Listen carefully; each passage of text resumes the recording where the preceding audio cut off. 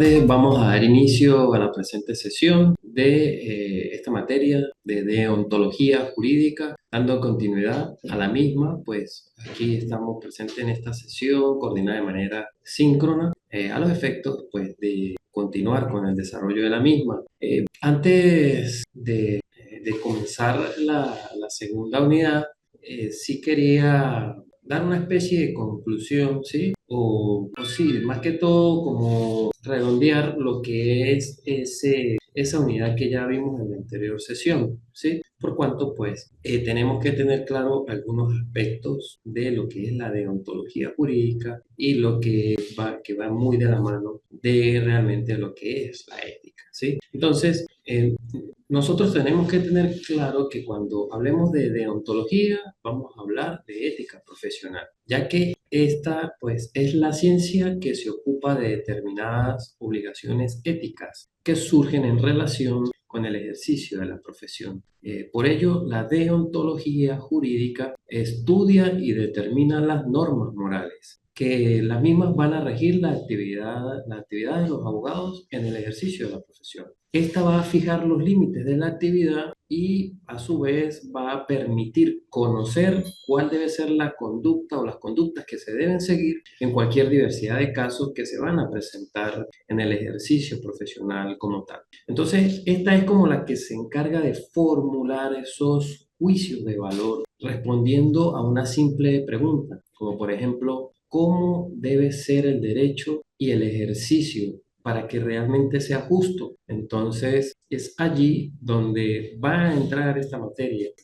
Por ello, en cada una de las materias, en específico en el área del derecho, se van a plantear unos derechos éticos concretos que para que sean adecuadamente resueltos, pues van a requerir de una formación específica y pues esto es lo que suele denominarse como deontología, como la ciencia del deber ser, también como esa ética profesional del abogado y que en las otras áreas pues también se aplica como son en el área de la medicina, en el área castrense, en el campo militar, evidentemente también en el campo de la enfermería y pues sin duda va a hacer que el comportamiento de los individuos o del individuo humano esté a la base de su comportamiento profesional.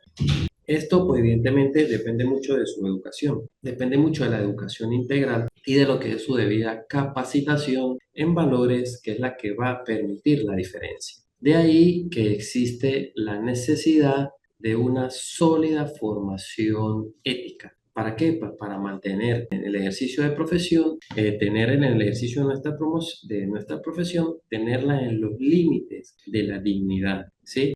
¿Por qué? Porque pues el cliente que nosotros vamos a atender pues es un ser humano como tal, no una fuente de ingreso. Entonces, la profesión hay que verla como un fin en sí mismo para crecer, no como solamente como un medio para hacer negocio, no. Si bien es cierto, vamos a tener una contraprestación, perfecto, pero no podemos verlo como una forma de negocio. Y así, pues, nos establecen los códigos deontológicos. Evidentemente, como profesionales, pues y podemos vivir de nuestra profesión, pero pues el tiempo siempre va a ir demostrando que si lo ejercemos con dignidad, en forma honesta y eficiente, pues así se podrá vivir, si se quiere, holgadamente de nuestra profesión. También debemos tener claro que el arte del desarrollo de nuestra profesión lo vamos a llamar la abogacía. Y esta, pues, tenemos que tener claro que viene siendo esa institución que es servida por los profesionales del derecho libre e independiente, y que deben consagrarse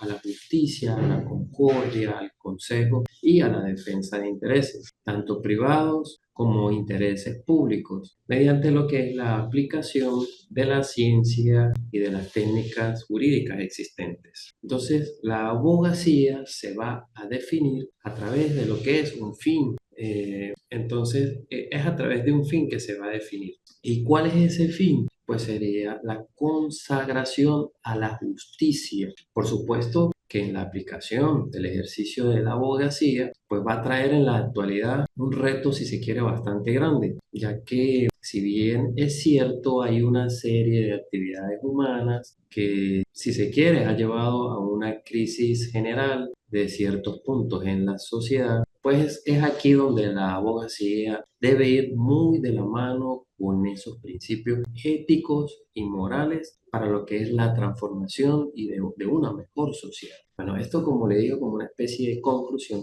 a los efectos de culminar lo que es la unidad 1. Concluyendo así, pues vamos inmediatamente a pasar a ver lo que es la segunda unidad. Segunda unidad referida, donde vamos a ver el desarrollo que es titulada El campo de acción del abogado. Antes de hablar de este campo de acción, evidentemente, tenemos que ver por qué está protegido o a través de qué medios se protege este campo de acción. Entonces allí vamos a ver una serie, si se quiere, de protecciones que la ley da al abogado para que pues, se pueda ejercer la profesión. Si bien es cierto, el título nos dice que habla de la protección legal, tenemos que tener claro de que vamos a hablar de un marco normativo, que vamos a hablar es de todo un ordenamiento jurídico. A los efectos de amparar la abogacía, pues entonces tenemos que ver que existen toda una serie de instrumentos jurídicos que van a ir en procura de ello. Entonces así vamos a comenzar. ¿Sí? Evidentemente vamos a comenzar desde la cúspide más alta, como nos lo estableció Kelsen, hablando evidentemente de lo que es la Constitución. La Constitución de la República Bolivariana de Venezuela. Allí, pues, vamos a conseguir en el artículo 2 esos valores superiores de todo el ordenamiento jurídico. Y allí vamos a ver a la justicia, evidentemente, como uno de sus valores principales y que también se proyecta como uno de sus fines que evidentemente va a buscar el Estado. Para ello, el Estado pues va a crear un estado de justicia, ese estado de justicia o un sistema de justicia que va a estar conformado por el Tribunal Supremo de Justicia, por los tribunales, por el Ministerio Público, por la Defensoría Pública, por los órganos de investigación penal, los auxiliares y funcionarios de justicia, el sistema penitenciario, los medios alternativos de justicia o medios alternativos de justicia que sí siempre están propulsados constitucionalmente a los efectos de evitar aquellos largos, tediosos, interminables juicios bueno, que sobre todo son famosos en el área civil, pues ya aquí el sistema de justicia me habla de la implementación que se debe suscitar, que se debe procurar como esos medios alternativos de resolución de justicia. Entonces, allí expresamente lo conseguimos en el artículo 253.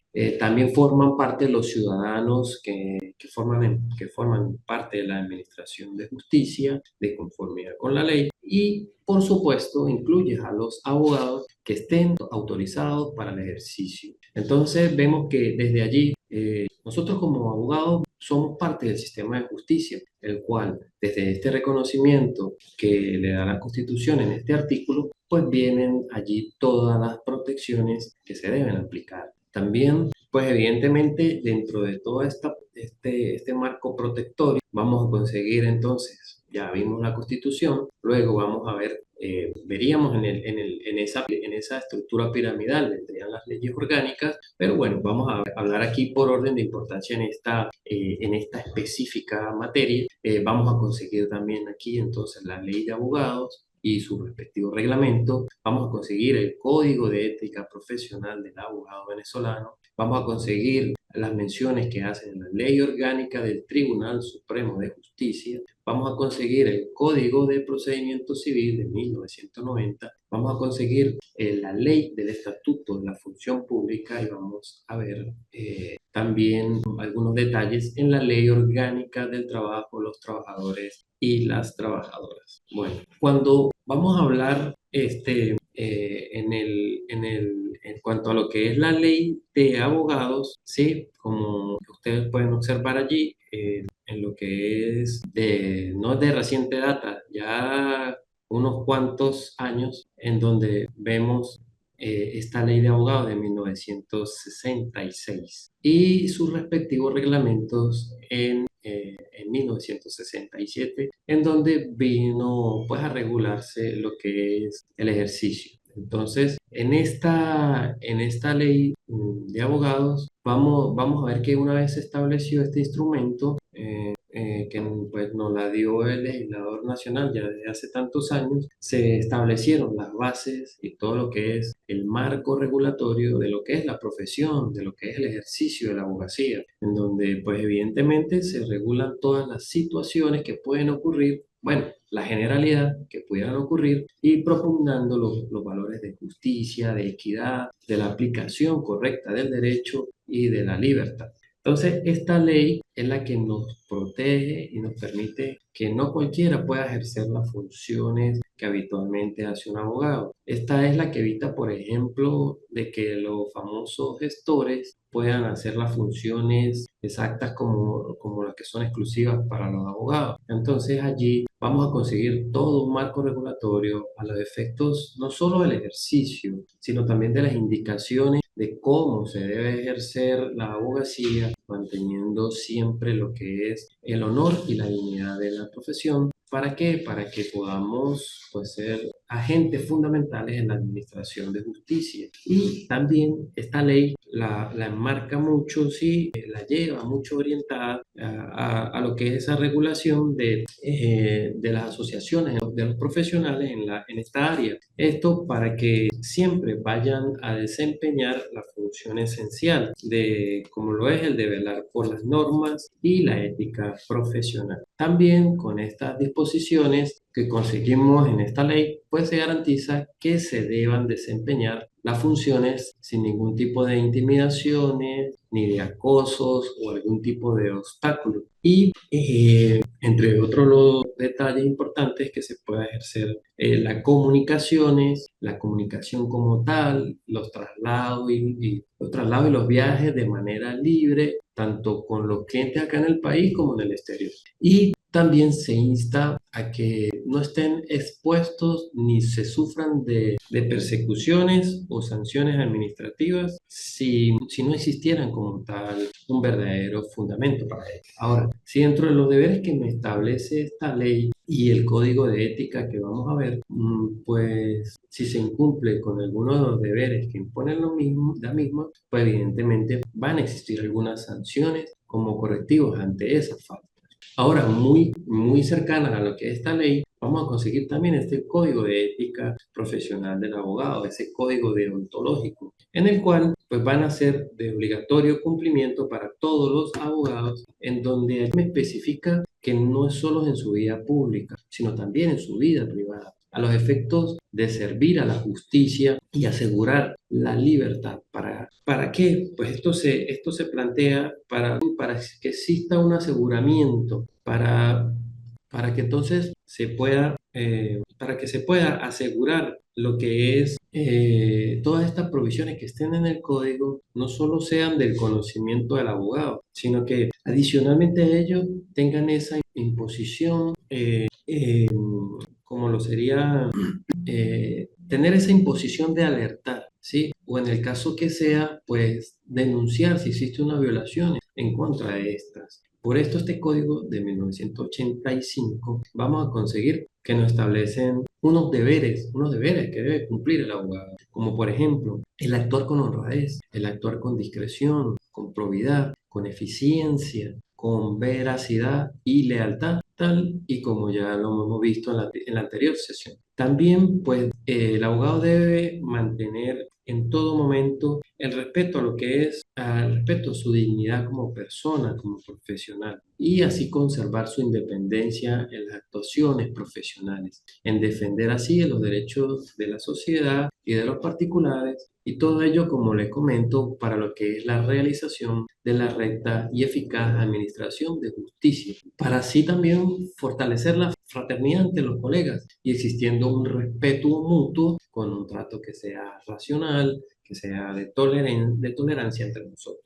Muchos se preguntarán por qué este código me hace mención a lo que son las conductas privadas del abogado. Pues bueno, en este código se insta a que, que esas conductas privadas se ajusten a las reglas de la dignidad, a las reglas del honor y de las conductas propias del hombre honesto. ¿Por qué? Porque bueno, si bien es cierto el abogado se maneja en un ámbito público, pues no es menos cierto que muchas de las decisiones o muchas de los caminos que puedan tomar un determinado caso, pues pudiera depender también de esa vida privada del abogado, ya que si en público, pues manifiesta ser una persona que es realmente distinta a lo que es en lo privado, pues va a existir una contradicción y eso va a ir en contra de los valores que nos quiere establecer este código de ética. Aquí vamos a conseguir no solo los deberes para consigo mismo, sino también los deberes que existen con los colegas, los deberes que deben de existir con los clientes también y los deberes que deben existir con nuestro gremio y con nuestro colegio, de dónde estamos afiliados o de dónde ejercemos. Entonces, allí pues vamos a ver esas disposiciones de unos deberes. Evidentemente, si con la disposición de todos estos deberes, el profesional del derecho están allí y este pues no los acata, pues evidentemente va a incurrir en unas faltas que dependiendo del tipo que sea, pudiera hasta llegar a la sucesión de unos posibles delitos considerados desde el punto de vista penal.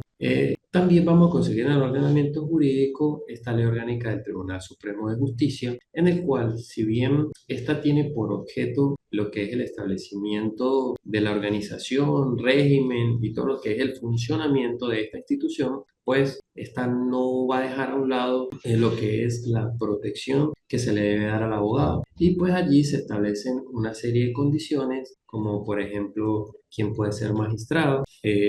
Ahora, evidentemente, ¿quién puede ser magistrado? Pues bueno, magistrado, aquí no lo dicen, no lo establece en esta ley, que van a ser los abogados que tengan título universitario de especialización, de maestría o de doctorado en el área de determinada ciencia jurídica. Por ejemplo, como los requisitos que instaura esta ley, pues también da una protección en el sentido de que quienes pueden actuar en las salas del Tribunal Supremo de Justicia. Pues en estos casos necesariamente se tiene que recurrir a la asistencia de un abogado que vayan a cumplir con los requisitos que exige el ordenamiento jurídico.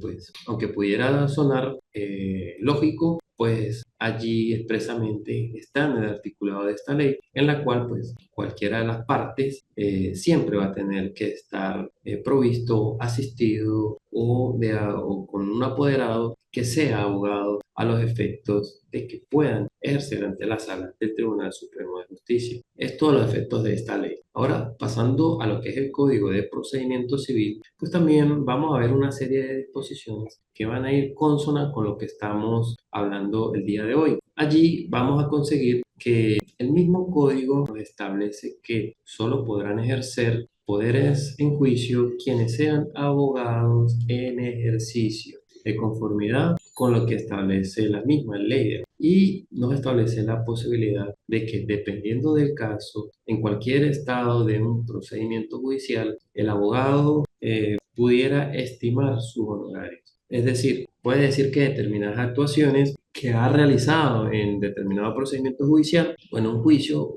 entonces que él estime allí esas actuaciones que ha hecho allí, pues esas tienen un determinado valor. Y pues allí debe hacer sus exigencias ante lo que es el tribunal y allí obtener el pago de conformidad con la ley. Este código me establece también unos deberes, no solo para los abogados, sino también para los apoderados y las partes, estableciendo como deberes el que siempre se deben exponer los hechos de acuerdo a lo que es la verdad. Sí, se deben exponer los hechos a lo que es la verdad, importantísimo.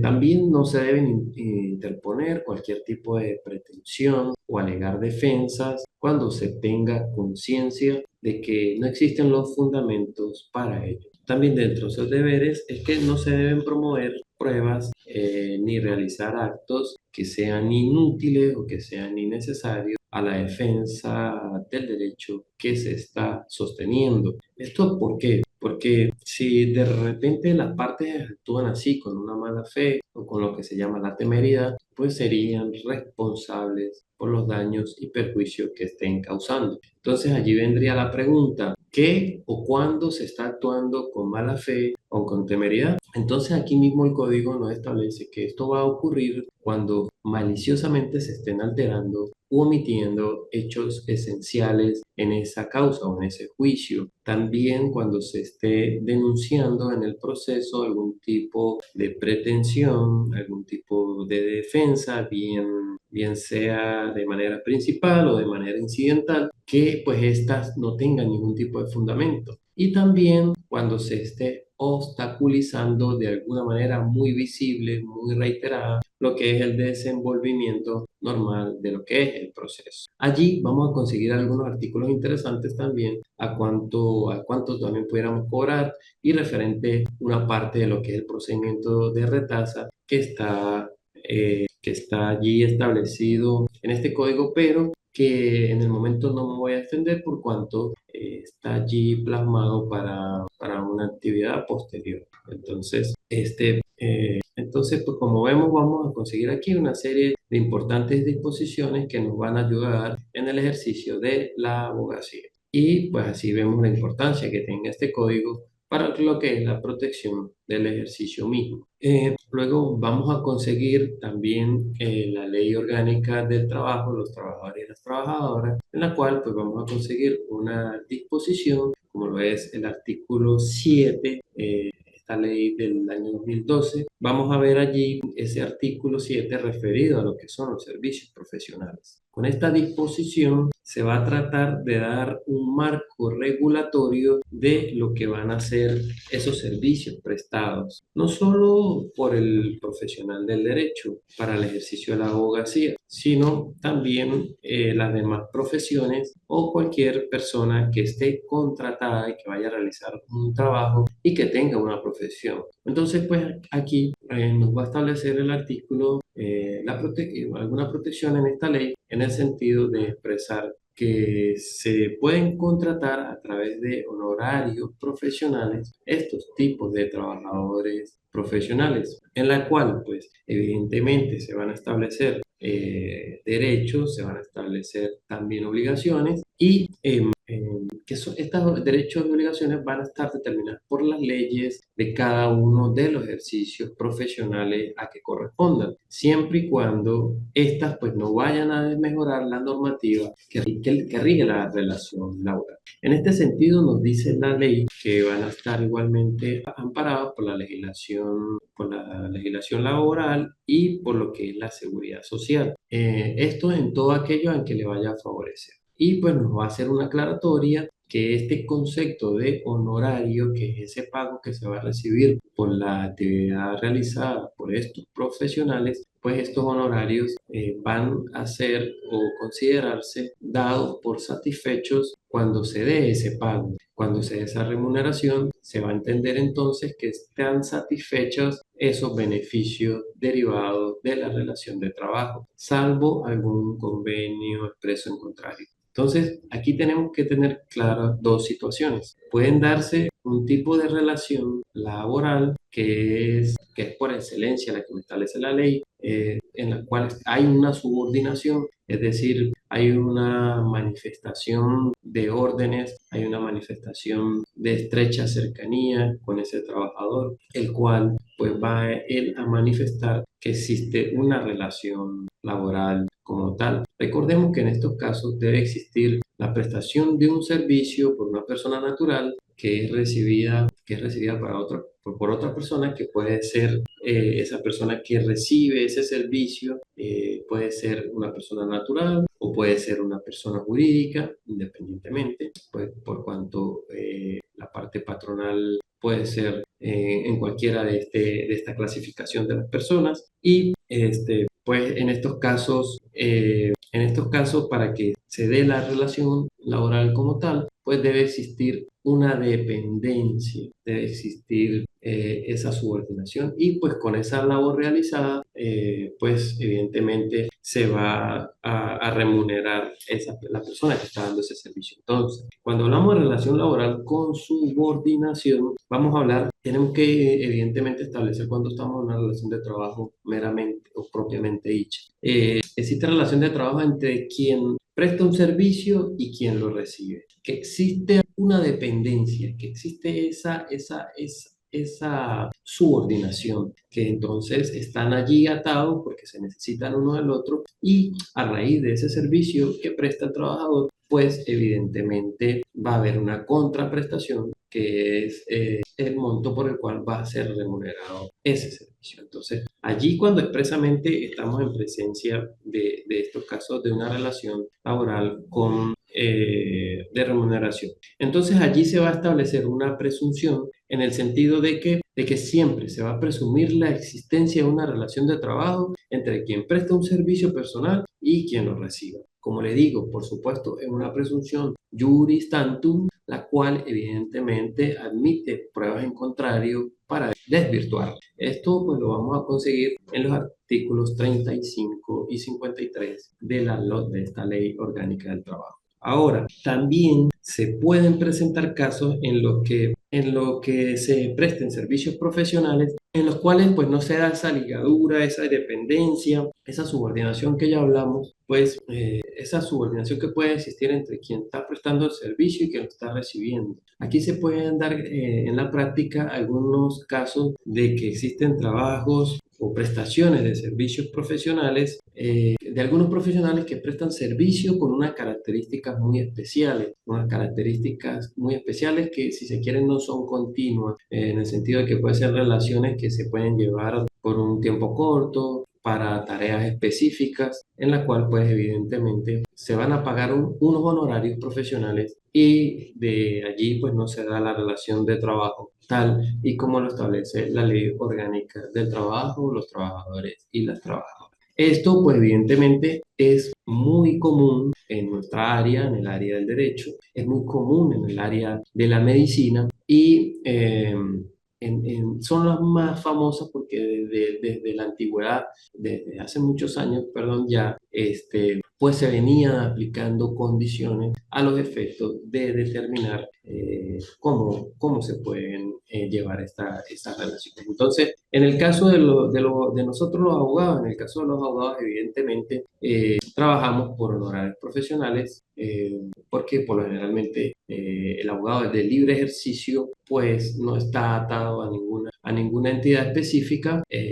Evidentemente, pues es un trabajo que es, si se quiere, eventual, es un trabajo bueno, que no cumple con las condiciones para que sean muchas veces una relación de trabajo, porque puede venir un cliente, me contrata para un determinado caso y pues bueno, tiene un comienzo una vez que me contrata un cliente y tiene un fin cuando ya se cumple el objetivo, se termina un juicio o se llega a un acuerdo en determinado caso. Entonces allí pues vemos el ejemplo más claro de por qué nuestras profesiones se manejan de esta forma con respecto a lo que son las relaciones laborales. Muy distinto sería pues ya cuando un abogado es contratado para estar en una empresa, para ser el asesor jurídico, para manejar el departamento legal. Entonces ya eso es otra historia en el sentido de que ya se cumple con unas condiciones, hay unos mandatos, hay unos horarios, hay unas disposiciones impuestas por un patrono. Entonces, bueno,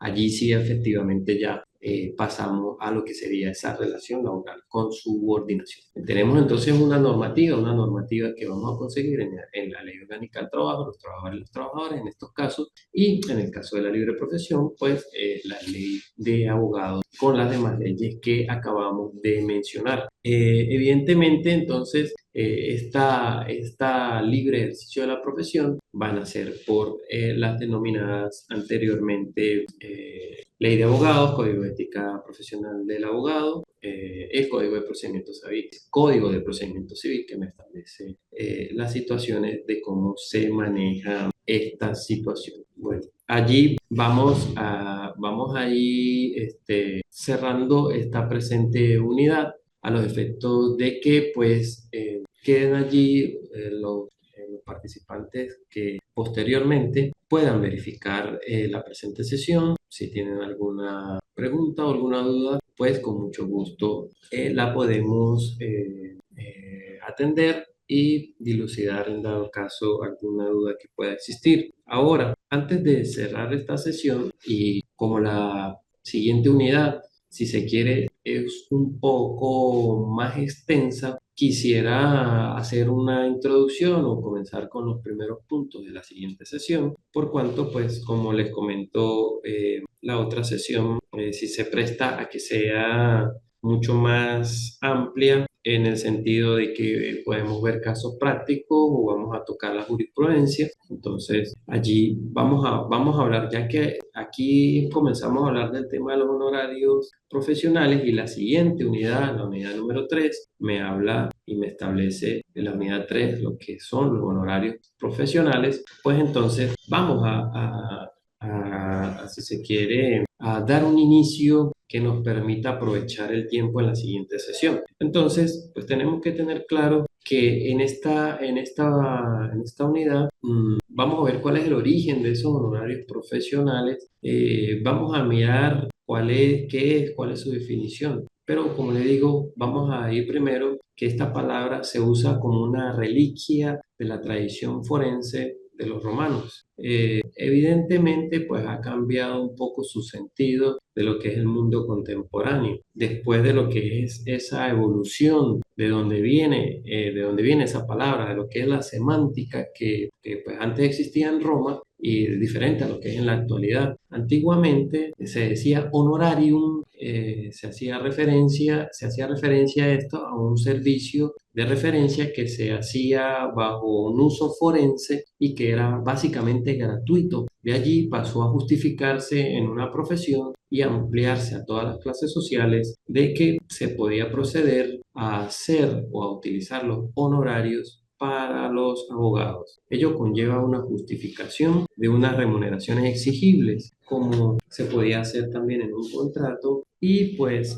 en las cuales pues se estipulaba que por el trabajo ejercido por los abogados debía cobrar, evidentemente, cobrar por su oficio, tener una contraprestación, una remuneración y pues no debía ser gratuito. Ahora, como es evidente, el trabajo del abogado debe tener una justa retribución, ya que si bien es cierto, el nombre derivaba de lo que era el honor, porque pues se derivaba de allí, ¿sí? Como que derivaba de lo que era el honor, pues que el abogado en estos casos, los abogados recibían esos honores y no se quería ver como una mercancía. De allí es donde parte este nombre. Pero tenemos que tener claro que se le va a llamar honorarios a la retribución, ¿sí? La retribución que se recibe por un trabajo, a quien ejerce o practica una profesión o cualquier arte liberal. Este lleva implícito el concepto de una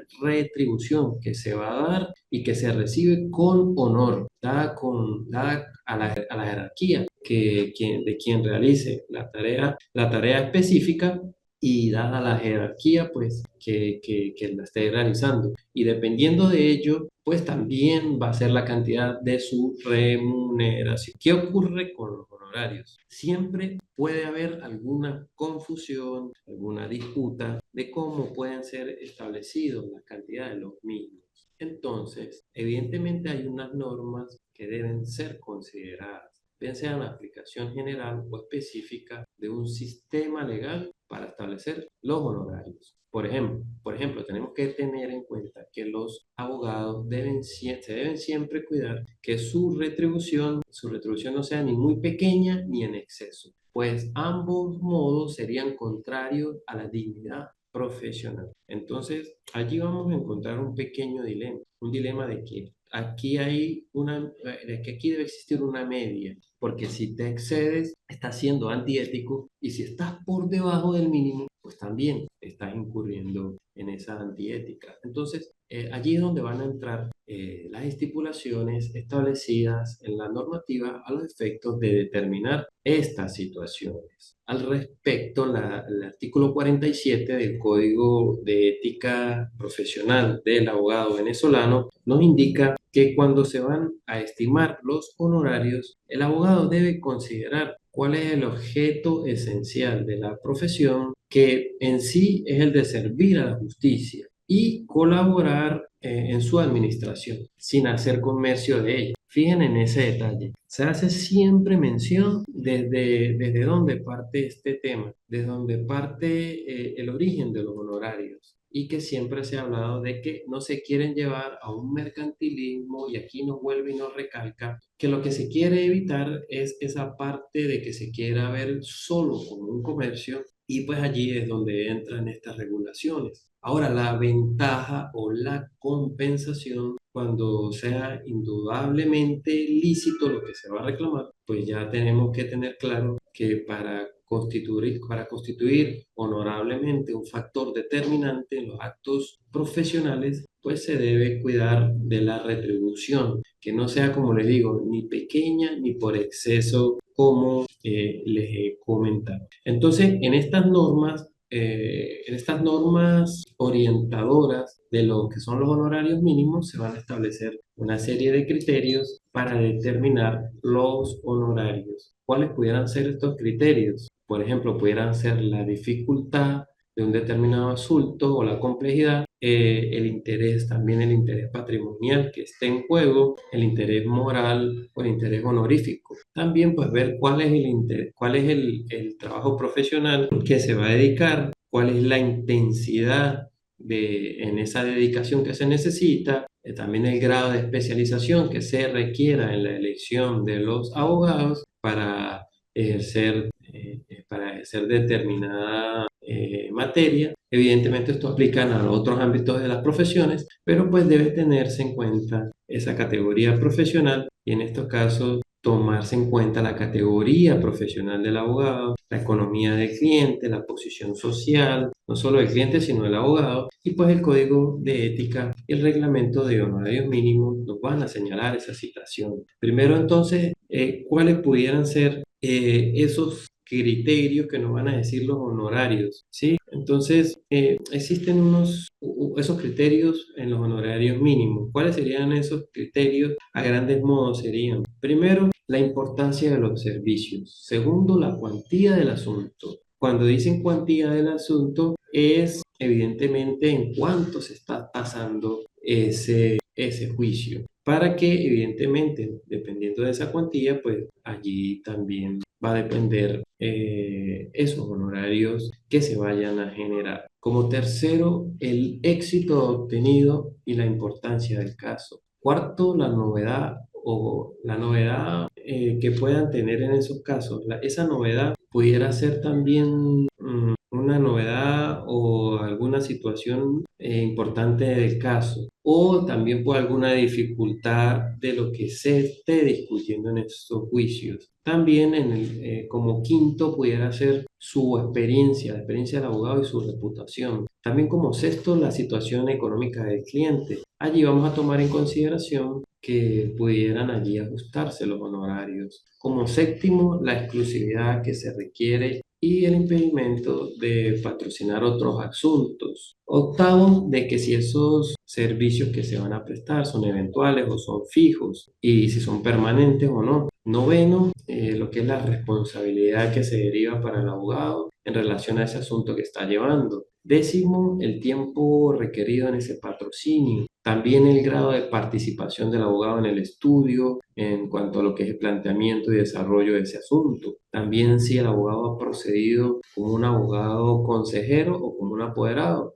Eso hace una diferencia, si ya es apoderado como tal o si simplemente es un asesor o es un asistente previo. Entonces, allí varían las condiciones. Varían las condiciones. También el lugar de la prestación de los servicios, si ha ocurrido en el domicilio o fuera del domicilio, eso también es importante.